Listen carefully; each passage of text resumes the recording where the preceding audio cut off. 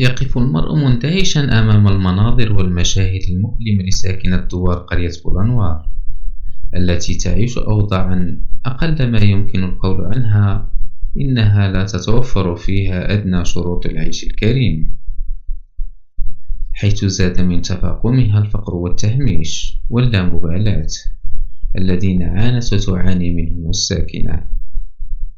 خالي حدادي واحد من هؤلاء، يعيش في بركة قصديرية أو طينية، محروم من الكهرباء والماء الصالح للشرب ومجاري الصرف الصحي، حيث قام بإحداث حفرة داخل منزله قصد قضاء الحاجة، بالإضافة إلى ما يواجه من خوف وفزع نتيجة الظلام الدامس وخطورة المكان، دون الخوض في الأمراض الممكن التقاطها بسبب النفايات والروائح الكريهة وتناسل الحشرات السامة والمضرة كالعقارب والناموس والبعوض، ناهيك عن ما سببت له من أضرار صحية على مستوى العيون والجلد والتنفس. أكوام من النفايات يعيش وسطها، يترقب بنظرات خائفة كل ما يسير أمامه، كأنه ينتظر وصول شخص غائب عنه. في وسط هذا الركام وقرب خالي حداد، اختارت القطة مكانا لتلد أولادها، كأنها طفلته تحتضنه وتتحدث معه بصوت خفيف لا يكاد يسمع، مدركة أنه ليس هناك من يطلق راحته، فقليل من يقوم بزيارة خالي حداد. جبل من النفايات تشاهده من باب المنزل ويغطي المدخل. سميتي الحداد أحمد، وأصابنا هذا المرض، وكنت من المحسنين، لكن في أذان ساقية في المحسنين يعونونا في سبيل الله يخلص الجميع. دابا خاصني شوية دواء، ندير معايا مواعيد طبيب اليوم باش نمشي واش بغا يدير لي عملية لعيني أو الله أعلم، ومكتم لي الدواء، ولكن شي محسن يعاوننا على الدواء الأول بعدا، تنعودوا بخير وجزاكم الله كل خير. والحالة هي التوفيق كبيرة، فقر الضعف، لا مأكل ولا مشرب ولا مأوى إلا الله، إلا المحسنين اللي يعاونونا،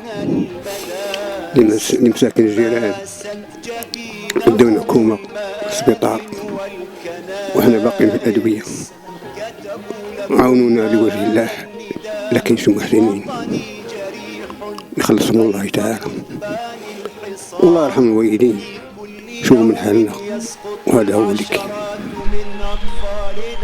لنسأل أنفسنا مرات ومرات، هل بإمكان أي واحد منا أن يعيش بمثل هذا البيت؟ بل هل يستطيع فقط المرور والجلوس ساعة واحدة هناك؟ الجواب طبعا لا. الصورة تحكي لكم جزءا من هذا الواقع المرير.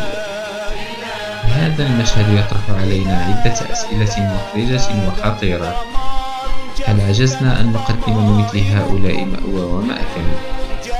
هل مدينتنا الحبيبة فقيرة لا تستطيع إيجاد حلول لمثل هذه المشاكل البسيطة؟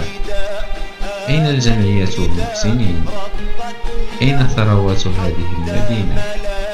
أين مشاريع التنمية والاهتمام بالفئات الهشة؟ لماذا وصلنا لهذا المستوى اللا أخلاقي ولا إنساني؟ أسئلة كثيرة تتبادر إلى الذهن، ويمكن تلخيصها في السؤال: من يتحمل مسؤولية هؤلاء؟ الدولة أو الحكومة أو الجماعات الترابية أو المجتمع المدني أو الأسرة أو الأفراد؟ أكيد فالكل يتحمل نصيبا فيها، وأتمنى أن تتحرك فينا جزء من إنسانيتنا، ونعمل من أجل مدينة بلا تشرد ولا إقصاء ولا إدمان، مدينة بها دار للعجزة تقي هذه الفئة ذل السؤال.